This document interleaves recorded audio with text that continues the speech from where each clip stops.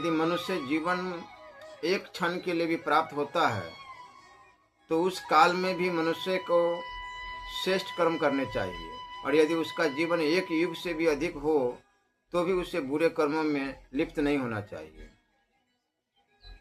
मनुष्य को चाहिए कि वह जो समय बीत चुका है या जो आगे आने वाला है इसकी चिंता छोड़कर वर्तमान की ओर ही ध्यान दे। समस्याओं का समाधान उसी में निहित है। मनुष्य की सफलता उसके स्वभाव पर निर्भर करती है। वह स्वभाव से ही सज्जन पुरुषों और अपने माता पिता को प्रसन्न कर सकता है। महात्माओं का स्वभाव ही ऐसा है कि वह धन को तिनके के समान तुच्छ समझते हैं। यदि उनके पास अधिकाधिक धन हो जाए तो भी वो अभिमान नहीं करते। वे उसी प्रकार नम्र होकर झुक जाते हैं जिस प्रकार फल से लदी हुई वृक्ष की शाखाएं।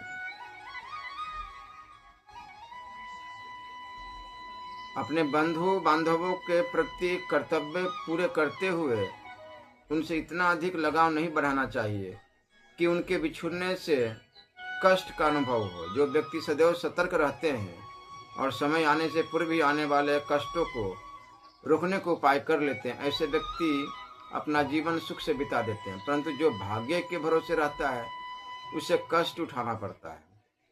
जैसा राजा वैसी प्रजा एक बहुत पुरानी कहावत है।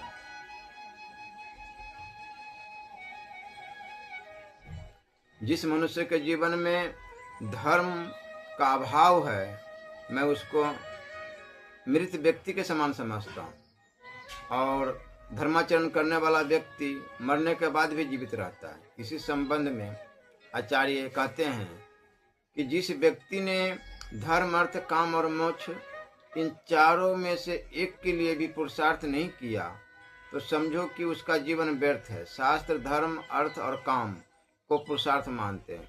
मोक्ष उनकी दृष्टि में परम पुरुषार्थ है। यह संकेत है कि इन तीनों की सार्थकता तभी है जब समस्त बंधनों से जीव मुक्त हो जाएगा। दुष्ट व्यक्ति जब किसी के बढ़ते हुए ऐश को देखता है तो वह उसकी निंदा करने लगता है। भगवान श्री कृष्ण ने भी मनुष्य के मन को ही मनुष्य का सबसे बड़ा मित्र और सबसे बड़ा शत्रु बताया है, क्योंकि उसके विचार ही उसे संसार के मोह माया में फंसाए रखते हैं जो उसके लिए बंधन के समान है। योगी मन को बस में करके उसके सभी बंधनों को काट फेंकते हैं। मनुष्य के कर्मों के संबंध में वे कहते हैं कि जिस प्रकार बहुत सी गौओं में भी बछड़ा अपनी माँ को पहचान लेता है और उसी के पीछे पीछे चलता है, उसी प्रकार मनुष्य के कर्म ही मनुष्य का